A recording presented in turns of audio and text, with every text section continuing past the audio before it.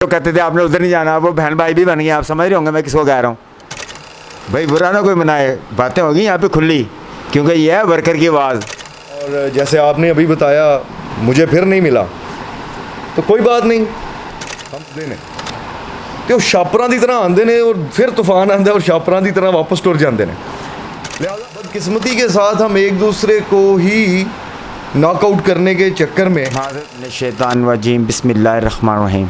मैं हूँ शाहिद नवाज शेख उर्फ शेर कशकारी। मैं इस वक्त आपके साथ मुखातिब हूँ वर्कर की आवाज़ के थ्रू। इस वक्त हम बहुत ही मोतबर हस्ती के पास बैठे हैं PTI की, तो इनका तारुफ़ करवाने का तो तुक नहीं बनता कोई, लेकिन ये है कि फिर भी मैं चाहता हूँ कि जो हमारे नए देखने वाले हैं कम से कम राव साहब जो है उन्हें अपना ख़ुद ही तारुफ़ करवा दें, अपना नाम बताएं और सब कुछ बताएं कि उन्होंने कहाँ से इसको स्टार्ट किया और क्यों स्टार्ट किया और कैसे स्टार्ट किया। जी राव साहब। बिस्मिल्लाहिर्रहमानिर्रहीम। सबसे पहले तो शेख साहब आपको मैं मुबारकबाद देता हूँ कि आपने इस फोरम के थ्रू वर्कर की आवाज़ जो है वो लोगों तक पहुँचाने का अज़्म जो लिया है उसके लिए। और मैं क्या तारुफ़ करवाऊँ अपना, ये एक वर्कर हूँ PTI का, राव मुदस्सिर नाम है मेरा। और 2006 से जो है मैं PTI के साथ हूँ। और अगर पॉलिटिक्स की बात करें तो वो मैंने जो है तकरीबन कोई 98 से मैं स्टूडेंट पॉलिटिक्स करता आ रहा हूँ। स्टूडेंट पॉलिटिक्स का आगाज़ मैंने 98 से किया था। एक तंजीम थी ATI अंजुमन तलबा इस्लाम, उसका मैं रुकन बना। फिर उसके बाद लाहौर चला गया, वहाँ जो तालीम हासिल की। उसके बाद फिर सरगोदा आ गया। सरगोदा आकर फिर मैंने बाकायदा जो सियासी जमात है वो पहली सियासी जमात पाकिस्तान तहरीक इंसाफ ही थी, जिसको 2005-06 में ज्वाइन किया। और उस टाइम पे सरगोदा में शायद हम कोई 12-14 नौजवान थे जो PTI का झंडा लेकर निकलते थे। और लोग हंसते भी थे, बातें भी करते थे, मगर हमें एक जुनून था इस मुल्क में तब्दीली का। खान साहब ने जो हमें बताया था, जो हमें सिखाया था, वो यही था। क्योंकि पहले स्लोगन जो था हमारा PTI का, जो स्लोगन था वो ये है कि हुक्म अल्लाह का, रास्ता रसूल का और फ़ैसला कुरान का। फिर दूसरा ये था कि इंसाफ, इंसानियत, खुददारी।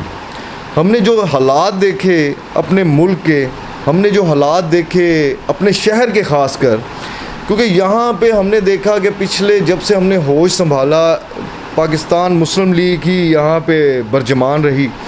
मगर अगर सरगोदा की आप सड़कों पे जाएं, अगर आप इसके सीवरेज का सिस्टम देखें, अगर आप सरगोदा के एक आम आदमी के मसाइल देखें, तो आम आदमी हमेशा से पिसता जा रहा है, हमेशा से उसके साथ नाइंसाफ़ी होती आई है। और सरगोदा में आप देख लें कि आज इतने साल गुज़र गए, जवान थे बल्कि नौजवान थे जब सियासी सफ़र का आगाज़ किया, और अब तो उम्र के उस हिस्से में पहुंच गए हैं अल्हम्दुलिल्लाह। तो इतने अरसे में जो देखा, सरगोदा के हालात नहीं बदले। मैं फ़िलहाल तो सरगोदा की बात आपको करूंगा क्योंकि आपका चैनल भी सरगोदा से रिलेटेड है। और अगर ओवरऑल देखें तो पूरे पाकिस्तान के हालात ही नहीं बदले। खान साहब ने जो बात हमें इतने साल पहले बताई थी वही बात आज भी है। इधर ना तो कोई कानून की बालादस्ती है, ना तो जो मुल्क में कानून दो किस्म का है, अमीरों के लिए और है, गरीबों के लिए और है। तो यही जंग लड़ते आ रहे हैं हम, और इंशाअल्लाह ताला आखिरी दम तक लड़ेंगे। खान साहब के साथ खड़े हैं, खड़े रहेंगे। बाकी आगे देखते हैं, जो लीडर का हुक्म होगा हम उसके साथ लगे हुए हैं जी इंशाअल्लाह ताला। अच्छा, आप जैसे वर्कर माशाल्लाह मैंने देखे हैं, बहुत अच्छा आपने वह काम किया। दूसरे यानी कि जो सरगोदा के चंद एक ख़ास वर्कर है ना, जो उनमें आपका नाम टॉप 10 में आता है। तो बात यह है कि आपने 2013 में भी टिकट के लिए अप्लाई किया था, और आपने 2018 में भी टिकट के लिए अप्लाई किया था। बल्कि मुझे जहाँ तक याद पड़ता है, मैं आपके साथ गया था टिकट अप्लाई करने के लिए। तो इस्लामाबाद जब हम इंटरव्यू देने के लिए गए थे, तो ये क्या वजह है कि वर्कर को टिकट क्यों नहीं मिलता? मुझे ये बता दें सिर्फ कि वर्कर को टिकट क्यों नहीं मिलता। ये जो दूसरे तीसरे आते हैं फिर वर्कर उनके साथ चलते नहीं हैं, फिर ये होता है कि पार्टी को नुकसान होता है। तो 2018 में तो कम से कम आपको टिकट मिलना चाहिए था। अगर 2013 में नहीं मिला, चलो ठीक है, वो भी हमारे एक वर्कर को मिल गया, चलो ऊपर नीचे हो गया काम। लेकिन इस बार जो टिकट मिले थे महाजन, ऊपर का टिकट भी कहीं और चला गया, यानी कि MNA के लिए, और MP का टिकट भी कहीं और चला गया। यानी कि ये मुझे इस बात की समझ नहीं आई। देखें, वर्कर जो होता है ना, जो एक कॉज के लिए आ रहा होता है, शेख साहब, वो हमेशा पार्टी के साथ खड़ा होता है, कमिटेड होता है। और हम चूँकि पार्टी के साथ हैं और कमिटेड हैं, जैसा भी वक्त आएगा, मुश्किल वक्त में हमेशा वर्कर ही खड़ा रहता है।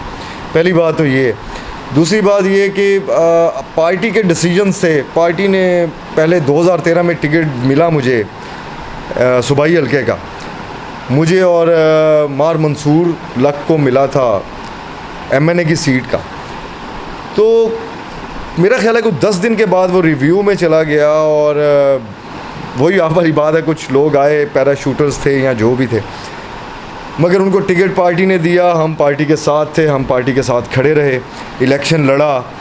और 2013 में कुछ चीज़ें ऐसी थीं कि उनको देख के पार्टी ने जो भी डिसीजन लिया ठीक था, कोई फ़र्क नहीं है। और आज वो जिनको 2013 में टिकट मिला था, उनमें मुमताज़ अख्तर कालू साहब थे MNA का, और वो आज भी पार्टी के साथ खड़े हैं। देखें, वो पार्टी की ताकत बने हैं, पार्टी के लिए उन्होंने बड़ा काम किया। मगर फिर जब 2018 आया, पार्टी बहुत ऊपर गई। उस टाइम पे भी टिकट अप्लाई किया, मगर उस टाइम पे मुमताज़ कालू साहब को भी नहीं मिला, वो पार्टी के साथ खड़े थे।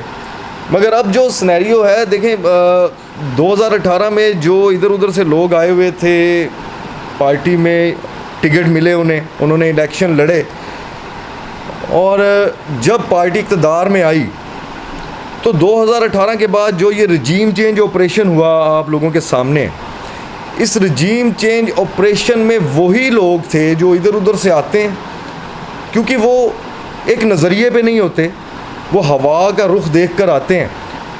मैं तो पंजाबी में कहता हूँ कि जदों तूफ़ान आंदा तो छापर उड़ते हैं। लिहाजा अब जो है, अब आप भी देख रहे हैं, पाकिस्तान तहरीक इंसाफ का जो खान साहब वज़ीर-ए-आज़म बने, उसके बाद जो PTI ने काम किए, बहुत अच्छे काम किए अल्हम्दुलिल्लाह। आज आप देखें कि हर बंदे के पास 10 लाख की हेल्थ इंश्योरेंस है, जो एक बहुत बड़ा काम था PTI का। और भी बहुत अच्छे काम किए, डैम्स बनाने थे हमारे, वो थे, हमने डैम बना रहे थे, और अगर वो डैम बन जाते या पिछली हुकूमतों ने वो डैम बनाए होते तो आज जो सैलाब की सूरत हाल है हमारे मुल्क में, वो ना होती।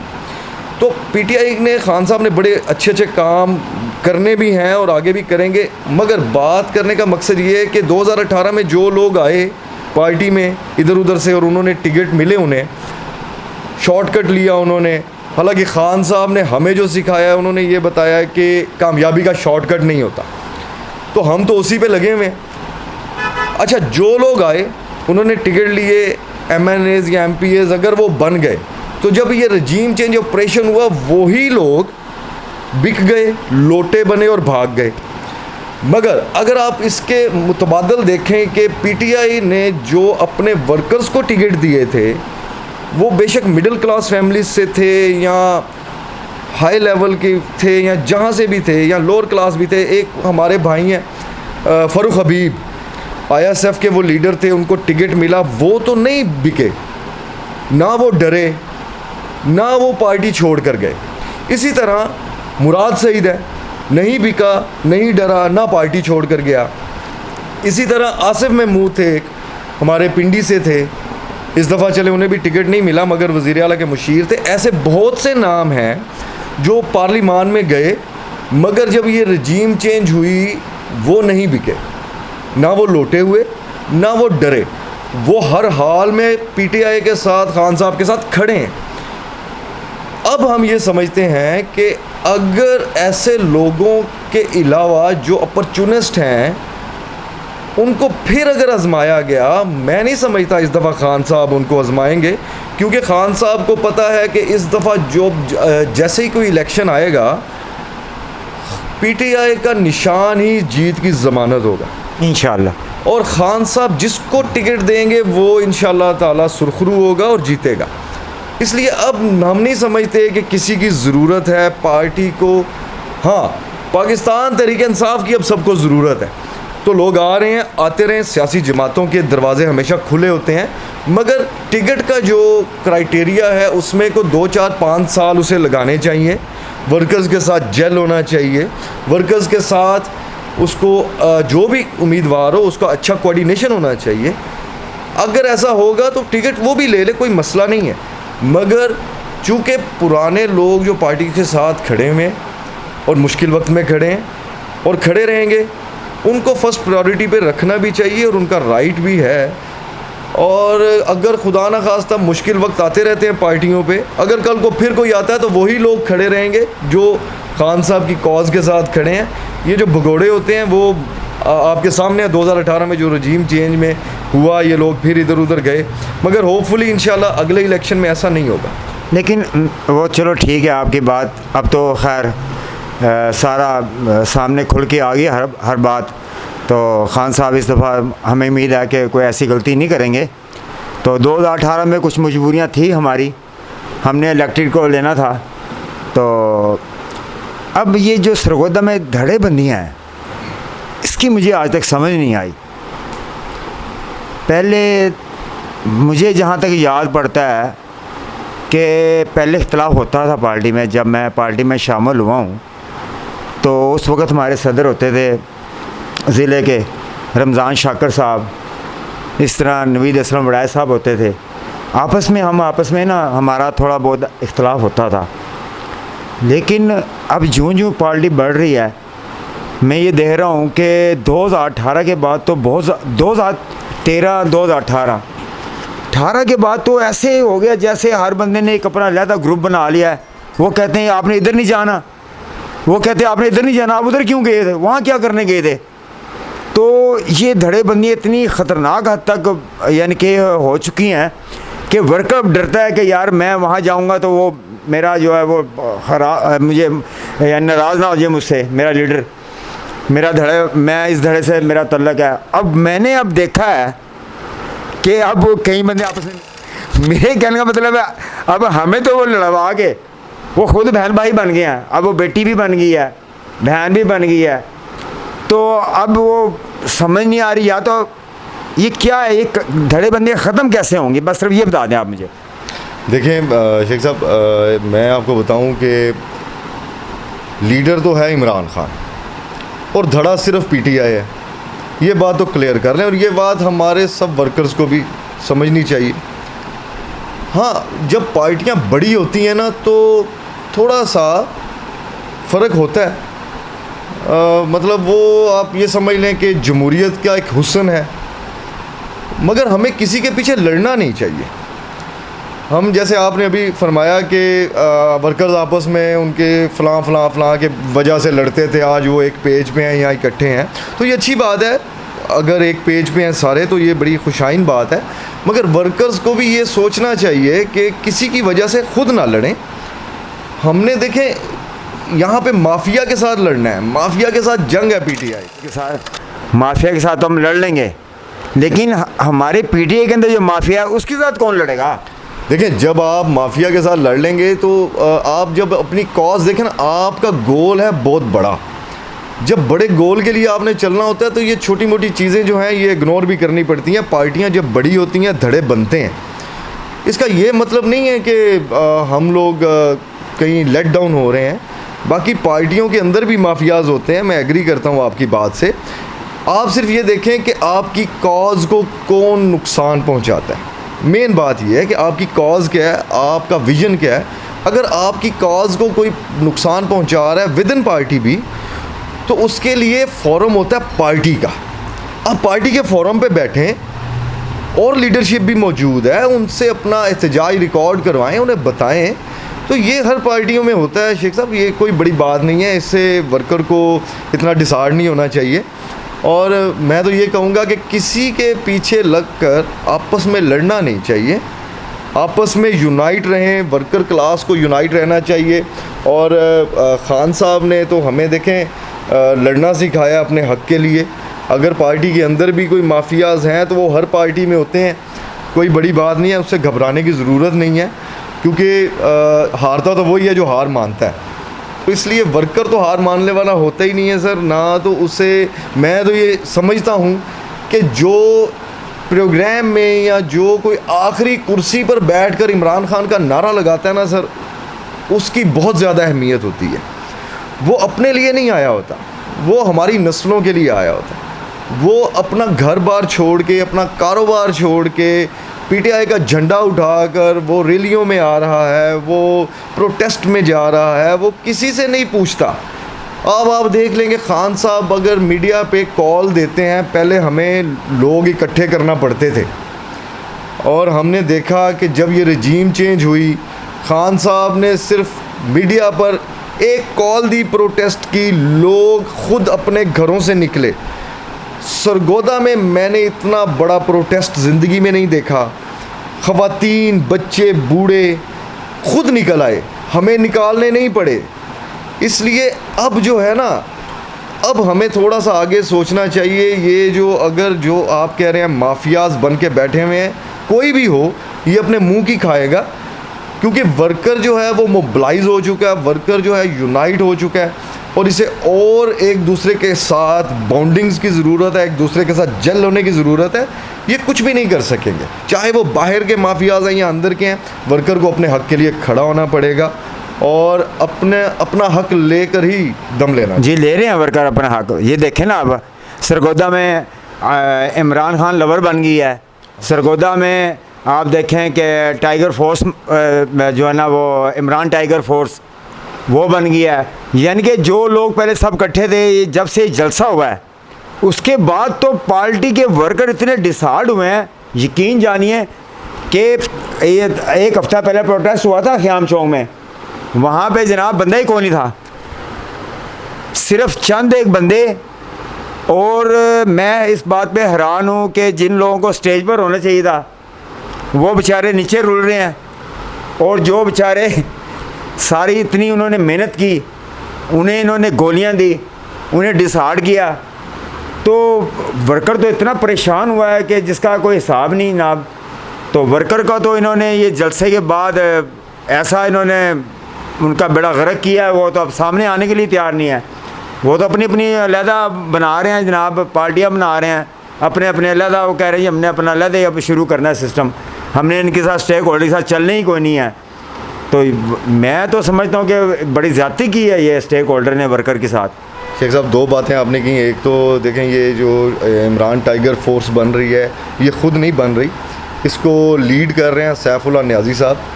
और सैफुल्लाह नियाज़ी साहब जो हैं, ये पार्टी की डायरेक्शन पे ही इमरान टाइगर फोर्स बन रही है, और ये कोई बुरी बात नहीं है। देखें, आपके पास लॉट बहुत ज़्यादा है, लोग बढ़ रहे हैं, ज़्यादा हो रहे हैं लोग। अगर सर वो अहदेदार हैं ना, पहले वो मेट्रोपॉलिटन के अहदेदार थे, किसी और को दे देते, कोई और थोड़े बंदे बैठे हैं वो बना लेते हैं टाइगर फोर्स, वो बंदे बन जाते हैं। वो वहाँ से डिसहार्ड हो के, मैं बता रहा हूँ, बात को समझने की कोशिश करें आप।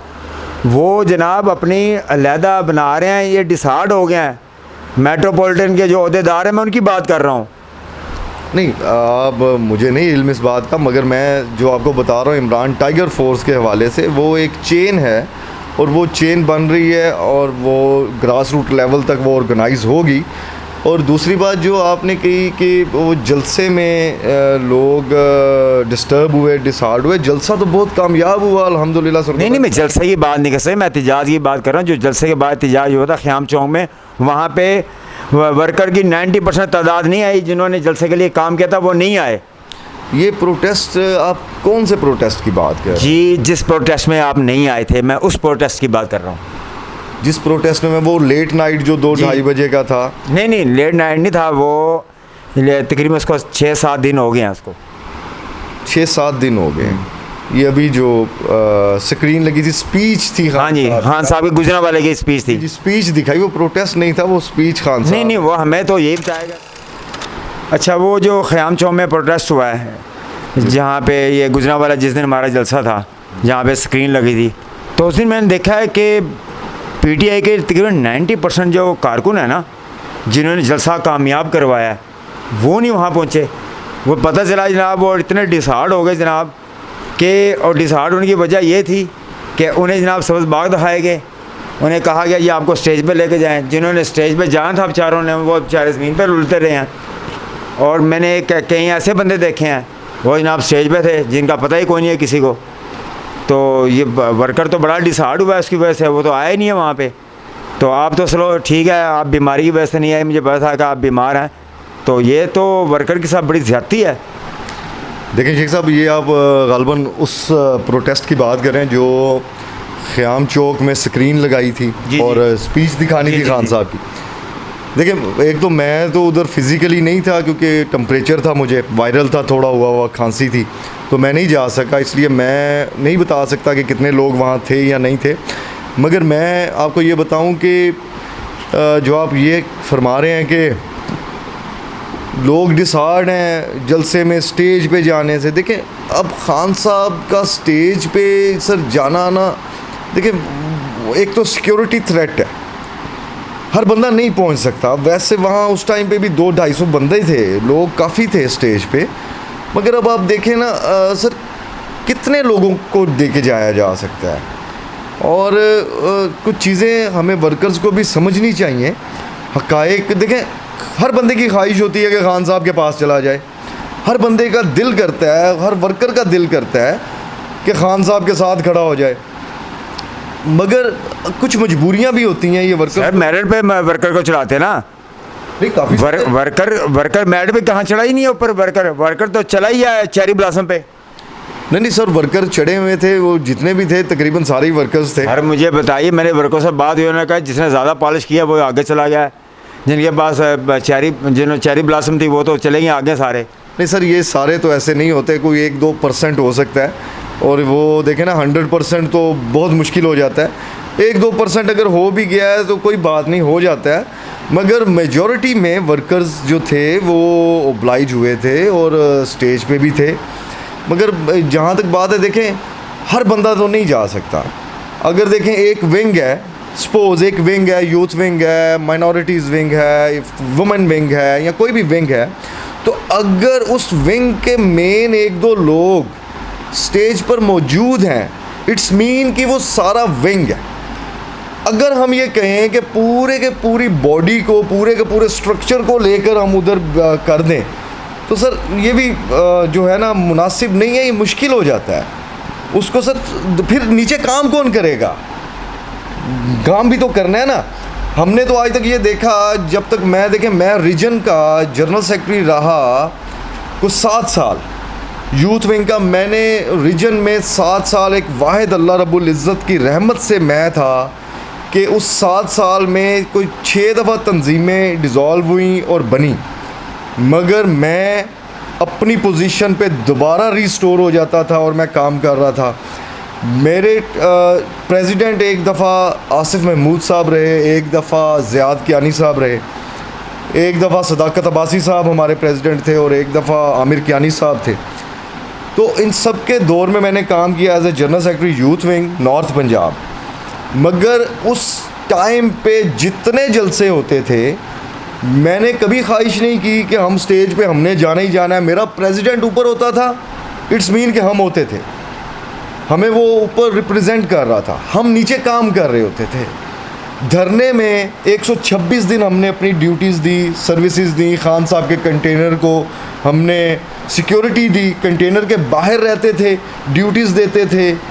मगर उस पूरे 126 दिन में आप यकीन माने, शायद मैं पूरे 126 दिन ही कंटेनर के ऊपर चला जाता, मगर उस 126 दिन में 2 दफ़ा मैं ऊपर गया, वो भी एक काम से गया। हालांकि सिक्योरिटी सारी हमारे पास थी जो यूथ की थी। देखें हर बंदे को, अब देखें ना, अगर प्रेसिडेंट ऊपर आ गया स्टेज पे, इट्स मीन कि पूरी टीम आ गई।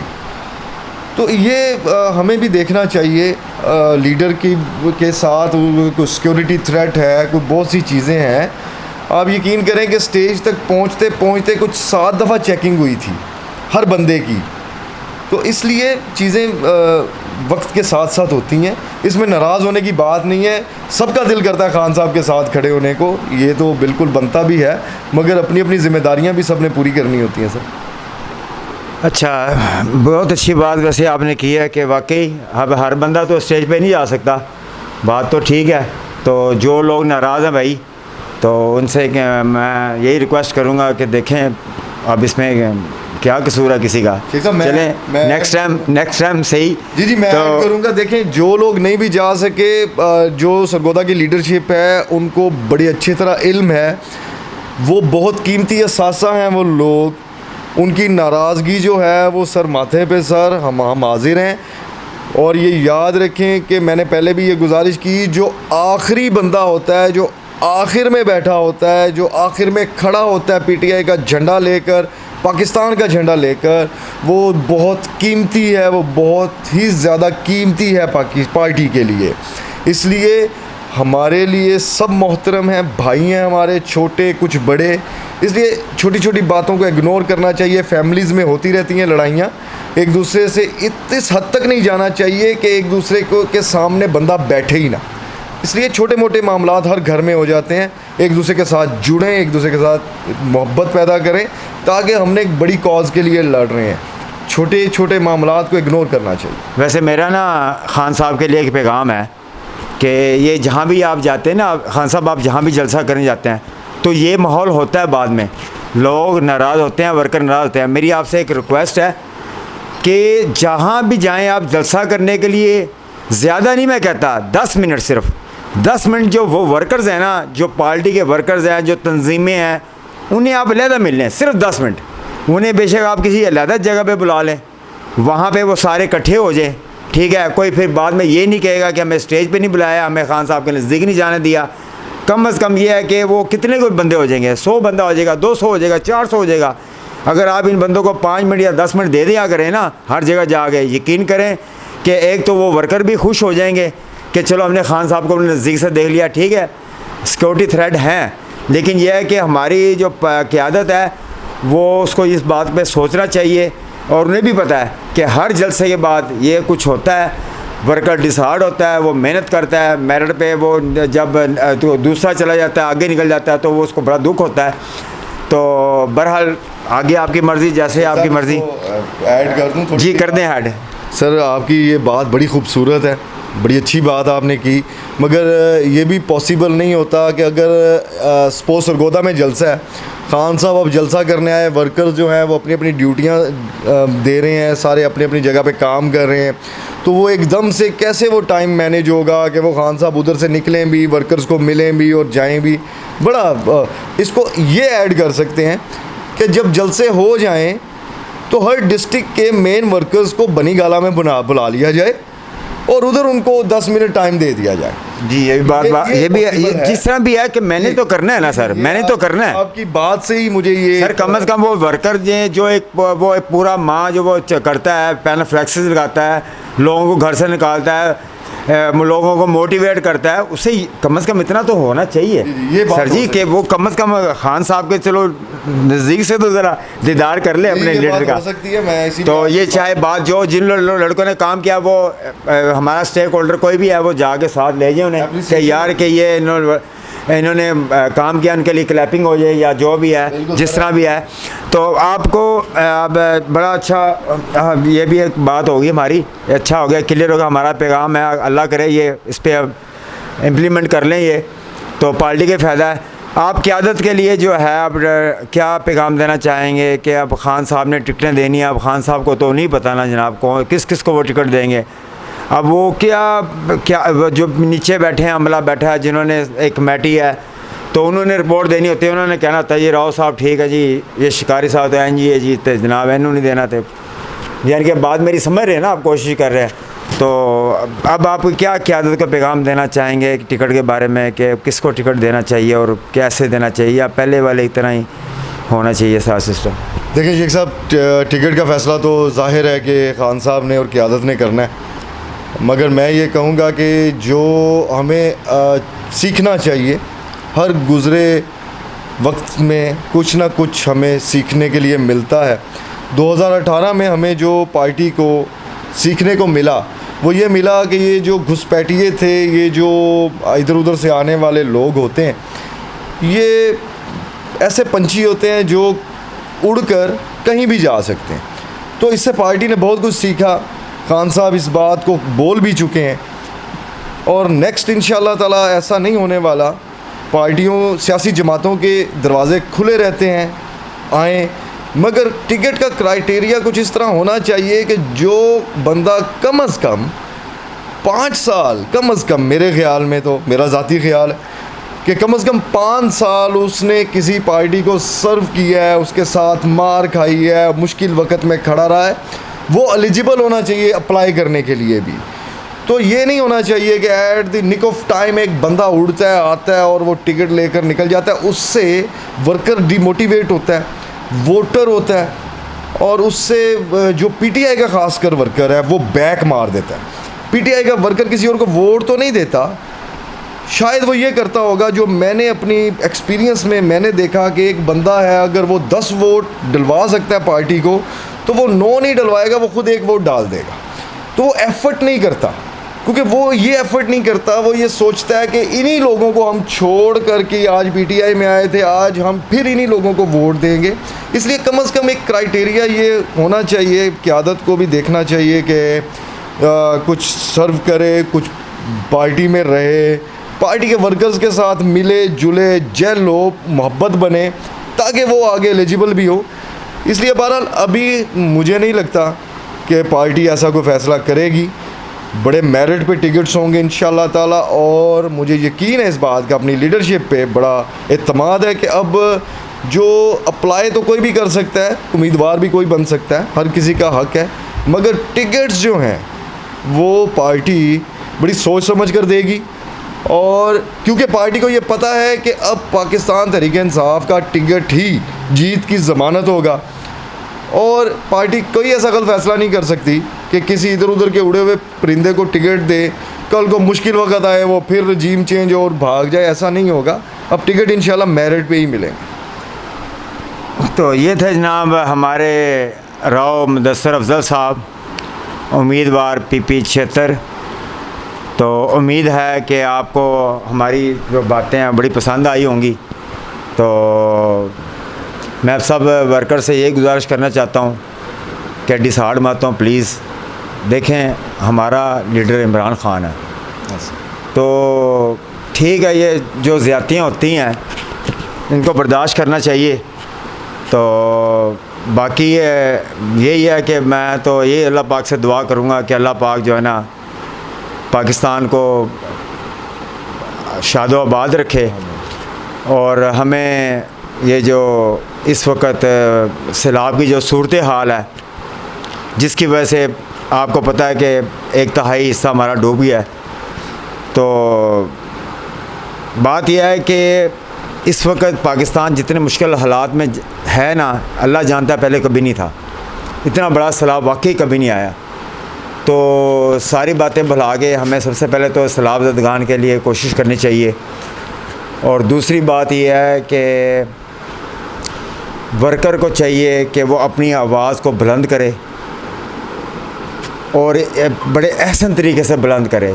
अगर वो कहता है जी मैं पार्टी से पीछे हट जाऊँगा, मैं जलसे जुलूस में नहीं जाऊँगा, या मैं किसी के साथ अटैच नहीं होऊंगा, एक जगह कॉल देंगे वहाँ इकट्ठा नहीं होऊंगा, तो ये पार्टी के साथ ज़्यादती होगी। ठीक है ना? तो कॉल हो, सब आएँ वहाँ पे, सब मौजूद हों, ठीक है ना? इख्तलाफ अपनी जगह, हाँ अपना ग्रुप लेके आ जाएँ, अपना एक जैसे वो एक तरीक़ाकार होता है वो उस तरीके से, लेकिन इकट्ठे एक ही जगह पे हों। तो बाकी अगर कोई भाई अपना वर्कर जो भी अपना ख़यालात का इज़हार करना चाहता है वो हमसे रब्ता कर सकता है। तो राव साहब बड़ी मेहरबानी, शुक्रिया, थैंक यू सो मच, बहुत मज़ा आया आपसे बातें करके जनाब। My pleasure. शेख साहब, मैं एक अभी आपने ये जो सैलाब के बारे में बात की, मैं अभी आज ये स्टडी कर रहा था कि तकरीबन 100 जहाज़ पूरी दुनिया से अभी तक आ चुका है, जिसमें यूके ने कोई 1-2 जहाज़ यूके से आए हैं, कोई यूएई से 55 जहाज़ आए हैं, और इसी तरह चाइना से 4 जहाज़ आए हैं। मतलब पूरी दुनिया से 100 जहाज़ जो है वो इमदादी सामान लेकर पाकिस्तान अभी तक आ चुका है। मगर बदकिस्मती क्या है, सिंध में सबसे ज़्यादा सैलाब से अफेक्ट हुआ है सिंध। लोगों के घर डूब गए, लोग बेआसरा पड़े हुए हैं सड़कों पर, उनके पास ना छत है ना खाने को कुछ है, बीमार हैं, इवन मच्छरदानियाँ नहीं हैं। तो हो क्या रहा है, जुडिशल मजिस्ट्रेट जो है सिंध का, अभी मैं रिपोर्ट देख रहा था, उसने रेड किया है गोदाम जी पे, मैंने भी पढ़ी है। ठीक है, गोदाम पे रेड किया है और उधर के वडेरे जो हैं वो जो माल सामान आ रहा है खैरात का, वो उन्होंने अपने गोदामों में संभाल के रखा हुआ और जो लोग लेने गए उन्हें डंडे भी मारे हैं। डंडे मारे हैं। शर्म नहीं आती इन अल लोगों को? जज़ीरा ने भी इसको कवर किया। ठीक है, आप ये देखें कि ऐसे लोगों को मौत भूल गई है। ये पिछली 5 दहाइयों से सिंध पर बरजमान है और ये लोगों का खैरात का माल नहीं छोड़ रहे। ये वडेरे जो हैं, ये जो नस्ल दर नस्ल सियासत करते आ रहे हैं हमारे मुल्क पे, इनका तो अंजाम ऐसा भयानक होना चाहिए। और मैं ये बताऊं, अल्लाह पाक जो है ना शेख साहब, अल्लाह पाक के से डरना चाहिए। ये जो अज़ाब आया हुआ है, ये आपने अभी बताया कि सैलाब, जो हिस्ट्री में इतना बड़ा सैलाब आया, ये जो अज़ाब है, इससे बड़े अज़ाब से बचें। अल्लाह कादिर है हर चीज़ पर और अल्लाह की नाराज़गी से बचना चाहिए। अगर खुदा न खास्ता इससे अगला भी कोई ऐसा अज़ाब आ गया तो वो खाना जंगी का होगा। अल्लाह पाक कौमों को आपस में लड़ा देते हैं, तो इससे डरें और होश के नाखून लें, अक्ल करें। पास से लगाने की बजाय जो इधर उधर से आ रहा है वो भी इन्होंने गोदाम्स में रखा हुआ है। शर्म आनी चाहिए इन्हें। बस यही कहूँगा कि अल्लाह पाक हमारे मुल्क की हिफाजत फरमाए। बस जी, हम तो यही दुआ करेंगे अल्लाह पाक हिदायत देने, और तो हम कुछ नहीं कर सकते इनके साथ। ठीक है जी, ओके जी, अल्लाह हाफिज़। इंशाल्लाह नेक्स्ट मुलाकात करेंगे नेक्स्ट शेख साहब। ओके, अल्लाह हाफिज़।